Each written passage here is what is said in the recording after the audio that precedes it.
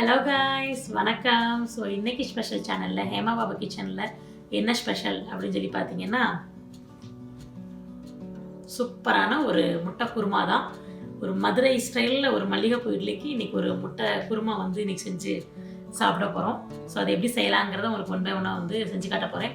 So எப்பயுமே பார்த்திங்கன்னா நம்ம இட்லிக்கு வந்து சட்னி, சாம்பார், நிறைய வெரைட்டி சட்னிஸ், நிறைய வெரைட்டி சாம்பார் வந்து பண்ணியிருப்போம். அதே மாதிரி சிக்கன் கிரேவி, மட்டன் கிரேவி நம்ம எல்லாமே சாப்பிட்ருப்போம். ஸோ இன்றைக்கி வந்து வித்தியாசமாக ஒரு முட்டை குருமா வந்து இட்லிக்கு செஞ்சு சாப்பிட போகிறோம். ஸோ அது எப்படி செய்யலாம் அப்படிங்கிறத ஒன் பை ஒன்னாக உங்களுக்கு செஞ்சு காட்டுறேன். ரொம்ப ஈஸியாக பண்ணிடலாம். வாங்க எல்லோரும் ரெசிபிக்குள்ளே போகலாம்.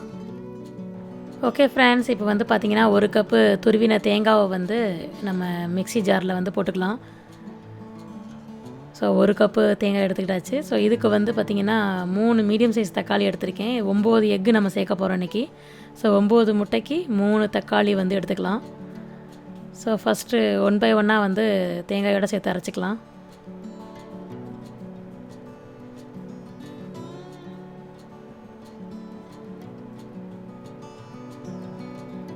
ஸோ நல்லா தக்காளியும் தேங்காயும் மட்டும்தான் நல்லா வந்து நைஸாக அரைச்சி நல்லா பேஸ்ட் மாதிரி எடுத்துக்கணும் இதை.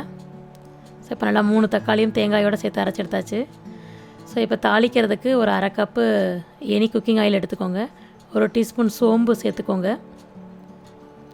அது கூட ஒரு 6 கிராம்பு, சும்மா 2 பீஸ் அன்னாச்சிப்பூ, 2 சின்ன பீஸ் பட்டை, ஒரே ஒரு ஏலக்காய், அது கூட கல்பாசி சும்மா கொஞ்சம் ஒரு 1/4 டீஸ்பூன் கல்பாசி கொஞ்சம் போட்டுக்கோங்க.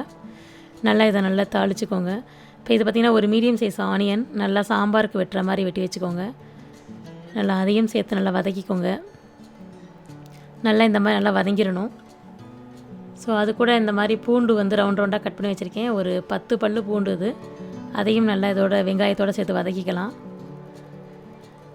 ஸோ கருவேப்பிலையும் நல்லா போட்டுக்கோங்க.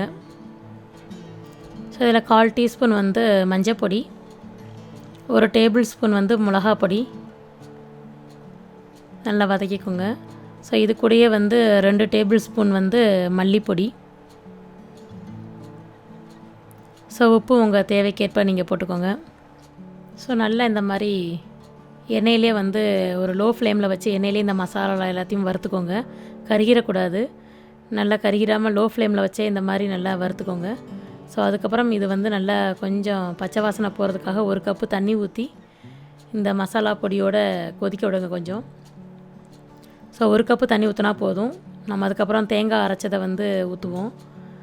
ஸோ இந்த மாதிரி நல்லா எண்ணெய் பிரிஞ்சு ஒரு மாதிரி அந்த பச்சை வாசனைலாம் போய் நல்லா இந்த மாதிரி வந்துடும்.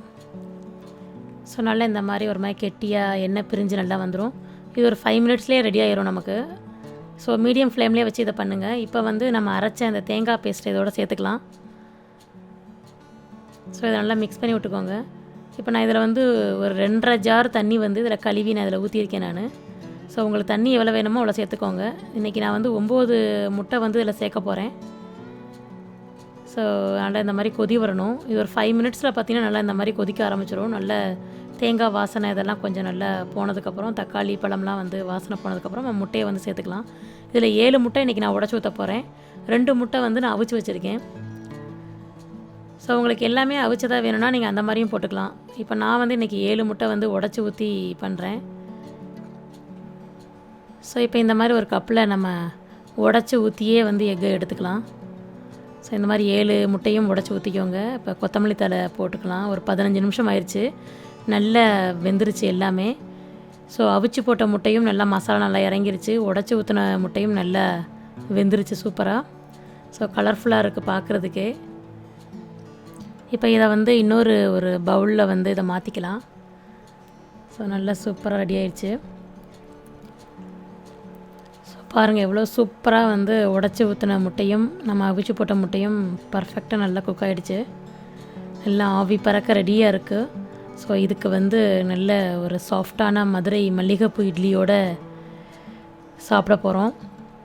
நம்ம பார்த்திங்கன்னா இப்போ மோஸ்ட்லி பார்த்திங்கன்னா நம்ம இட்லிக்கு வந்து மட்டன் குருமா, இல்லை சிக்கன் குருமா, இல்லை மீன் குழம்பு கூட சாப்பிடுவோம்.